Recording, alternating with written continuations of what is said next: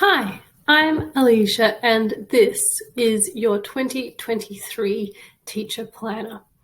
When you first open the planner, this dashboard will pop up and you can see that you have a spot where you can customize just by clicking into the cell and putting in your name.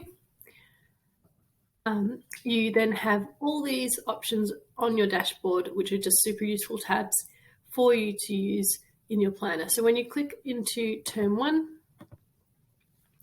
you'll see a calendar. Now the calendar is organized so that it has room for all of the Victorian and all states, all different states teaching terms. So if your term starts earlier or later, you'll still have days for that. I've also included days for Saturday and Sunday, just in case you do have school commitments on there. I hope you don't, but some schools do have Saturday school sport, for example, or they might have to attend a church service or something on the Sunday. So those are there for you to use as well. You'll also have different weeks down the side of the calendar, and that corresponds to the timetable, which I'll talk about in a little bit. So with this planner, each of the cells that are on the term planner are hyperlinked to a particular day, and you also have hyperlinks on the headings of this mini calendar on the right hand side here. So if I wanted to jump straight to February, I can click down and it will lead me to the February part of the calendar. When I click into the 10th of February, that's going to lead to the daily planner.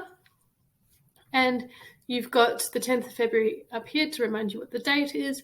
You have a section for your yard duty. So I might say that, okay, on the 10th of February, I know I've got before school yard duty today. And when I've finished it, I can tick the box and it's then completed.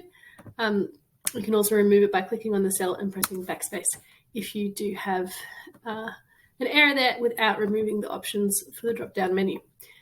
The other thing that you'll see here is that it says, I'm grateful for. You can fill that in. It's completely optional. You can change that to something else if you wanted to. You know, I could just put in, I'm grateful for the photocopier working. I know that's a bit of a lame one, but it is important. And I'm always very happy when that works, especially first thing when you're printing off stuff for school. So you can put that in there. Now your to-do list, it has different tasks here. So you've got marking, photocopy, email, planning, give back work, file, meeting, organize, parent contact, etc. So I might go, okay, I know that I need to photocopy for my year 6 science project. I know I need 22 copies. And then maybe I also need to do, I need to give back my work for the year 7 maths test. Perhaps I need to also have a meeting with my head of department. Okay, so when you have your tasks here, you'll notice that your progress bar is 0. As you start completing tasks, it will show your progress along there. Now, when you're completing your tasks, it will base it off however many tasks you actually have in the options here. So if you have all of these tasks, then it will show a smaller proportion of it being completed. When you complete all of your tasks, it will change color. And you'll also notice that as I've been ticking off my tasks, that this will change color and cross them off from my list. So the next thing to do is to have a look at the timetable.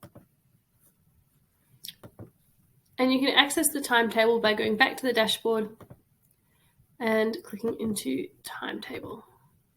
So when you're looking at this, it has week A, week B for semester 1, and then below that is week A and week B for semester 2. So you can go ahead and put in whatever you would, your timetable is, and if you're lucky, you'll already know. But let's say I've got maths, science, planning, I know I've got meeting times, then maybe I've got, I know that my students are going to science again, and then maybe there's homeroom in the afternoon. And you might have different periods here, and that's okay as well. The other thing that you can do is let's say that I know that my science class is actually from 9 till 10 a.m. I can put that in there. So let's have a look. So we're in a week A, semester 1. So semester 1's referring to term 1 and 2, and semester 2 is referring to term 3 and 4. So if I go back to term 1 and week A, click on Monday, and that's already popped in to my timetable, which is super cool. So see how I do have room there to put in the times or anything else that I think might be useful for that section. And then I can make a note under here. So I might say that, for example, for my math students, that they've got their entry ticket, then they've got explicit teaching BODMAS, and then they are going to do a BODMAS coding activity, and that's so that they can do their practice questions in there as well, and then they've got an exit ticket. And it's just a little lesson plan. It's not super detailed or anything, it's just there to prompt me as to the order that I want to do things in, and I can fill that in for any other information here. Okay, the other thing I want to show you is when you go to the term planner, let's have a look at that Monday day. Let's say on that Monday that I need to remember that we've actually got cross country. Okay, that's coming up and we've got cross country on there. When I then go on to the daily planner, it will pop up in this section here. Okay, so just so you can see the order that this will pop up in, because you've got several spots, let's relabel these as A, B, C, D, E. And then when you go into your daily planner, they come up here. Now, it's also important that anytime that you're going to delete things, if you delete things off here, let's say I don't want that one there anymore, I can get rid of it, but there's now, that won't recode, okay? So it doesn't delete it off the term planner, only deletes it off the daily planner. And that's okay if you don't want that, or you can just press undo or Control Z and that will bring it back for you. Similar with here, if I knew that I did have cross country and I know that actually I won't be having my science class here or my homeroom class here because that's going to be cross country instead, I can delete that from the daily planner and that will remove it from here, but not from my timetable. But again, only do that if you actually don't want this here. If you do want it here, make sure if you get rid of it, you undo that before it saves. Okay, so that's all the daily planner options. Get rid of that for now. Okay, so let's go back to our dashboard. So that exists for term 1, term 2, term 3, term 4. All the days are hyperlinked on the big calendar. They're not hyperlinked on the little calendar though. In key school info, you've got your school name, so you can go ahead and fill this out straight away. So I'm going to double click on it, on the cell, put in my school name, put in the address,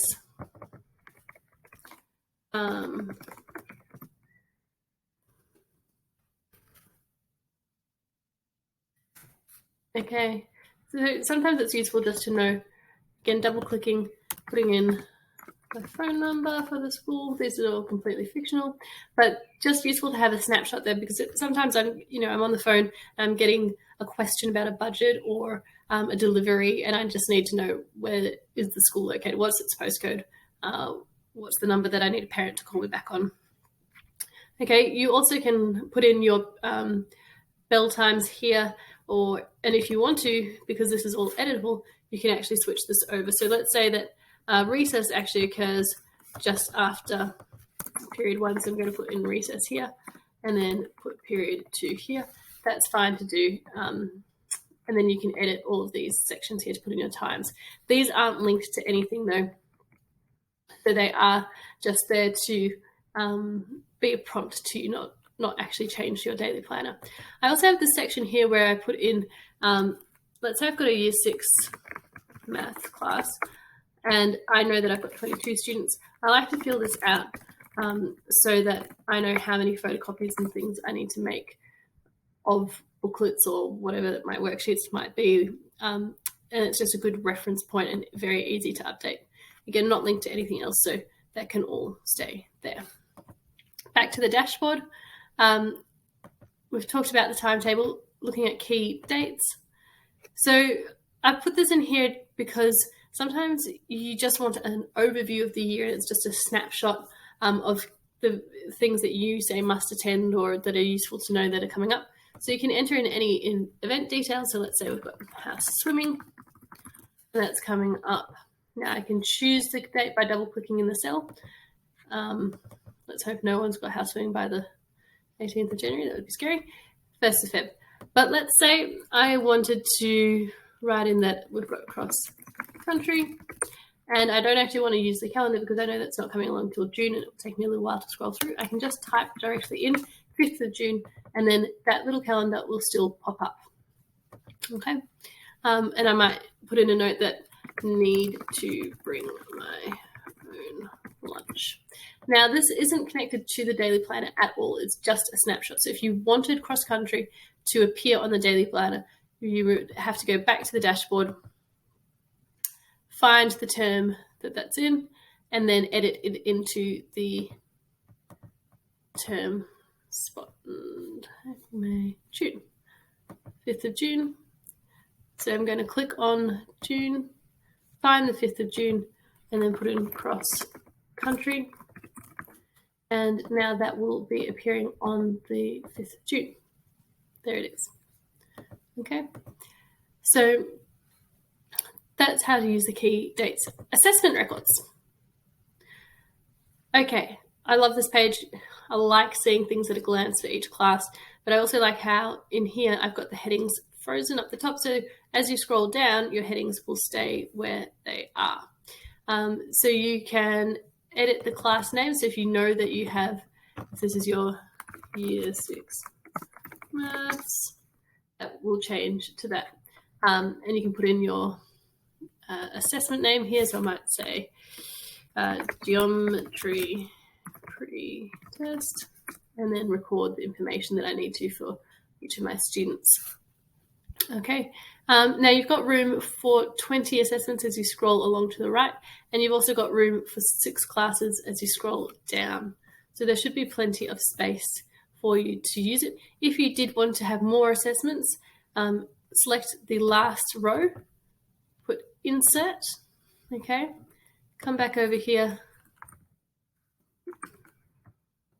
select this cell, copy them across, so press Control C, Control V, and then you've got a whole other section for assessments, and you can relabel that as an assessment 21 and continue going on. Just undo that for now. Okay, heading back to the dashboard, all of the pages have this little dashboard symbol, so you can go back and click onto it to get to the main section. Birthdays, always a fun time. So you've got a spot for your colleagues' birthdays, because I think it's quite nice to have a reminder there to have a glance at it and look and say, oh yeah, that's right, so-and-so's birthday coming up, so I can wish them a happy birthday. There's also room for your class's birthdays, 6 classes worth of birthdays. Quite a lot of spots for your colleagues' birthdays, but about 32 or so spots for your classes. Your colleagues go all the way down to 100. And again, this calendar, you can either select the date or you can type it in by double clicking on the cell and typing in 5th of October, and it will appear like that. Okay. So that is the birthdays. Back to the dashboard, staff meeting notes. So these are just alternating lines. You might put in that I've got, say, my science staff meeting, any notes that we need to do. And as you type in here, I'm just going to show you what it will look like. It will go along there, and when you press enter, it'll wrap the text so that you can clearly see it. Any follow-up required, perhaps I need to get reports to head of department by the 4th of April. Okay, so that might just be the main thing that I really need to focus on that I put in there, or I might not have anything that I need to do after that because all my participation was done in the staff meeting. Okay, parent contact log. So I like to put in my student, who the parents are, so that I've really got their names nice and clear in my mind when I'm talking to them, especially if it's one that I've organised. Then I've got the methods. So I might say it's email, in-person, phone, online, or other.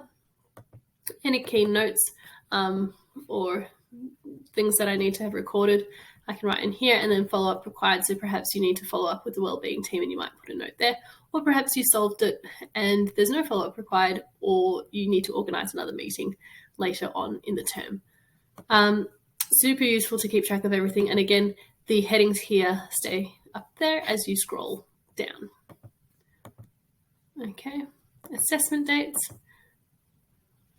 So it's not linked to the daily planner at all, but it is there to have an overview. And sometimes it's useful to fill this in so that when you're looking at it, you can go, oh, actually, this week here is going to be a super busy week. So I'm going to schedule one of my assessments to be the following week and just space that out for both me and the students, but especially with marking loads, being mindful of how much you're putting into a week. And there's always those red zones of marking where you're like, oh my goodness, there's just so much to get through. So if you can space it out by having planned it earlier in the year, then that's always helpful to do. And I might say, put in a note saying that I need to get that geometry pre-test to the team a week before it is due.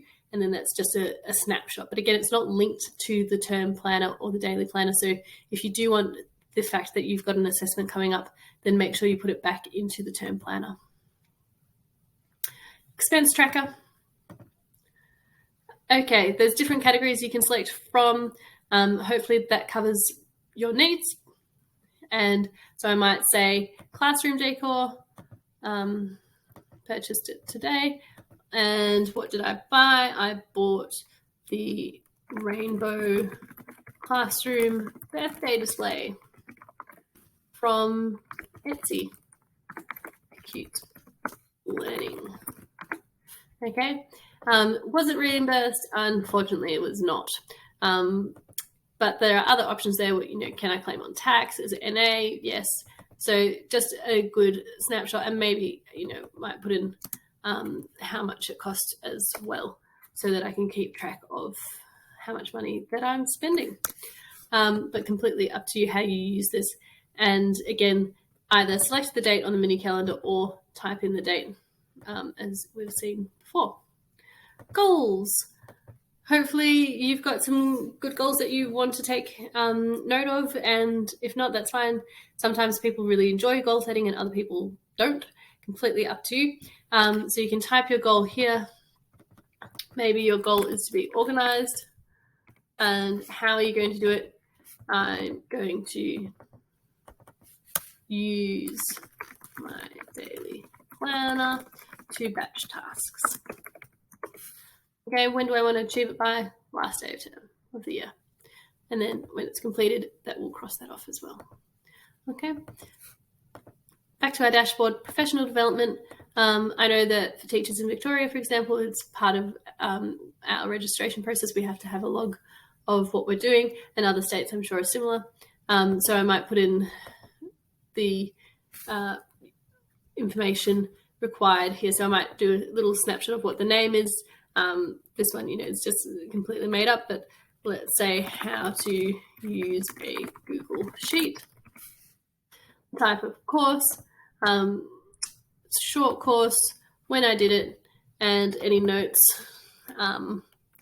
Remember to go to the term planner to enter in any information to appear on the daily planner. Okay, time spent 30 minutes, because you again might need to have your requirements for your registration to have a certain number of hours. So it's useful sometimes just to keep track of the timing.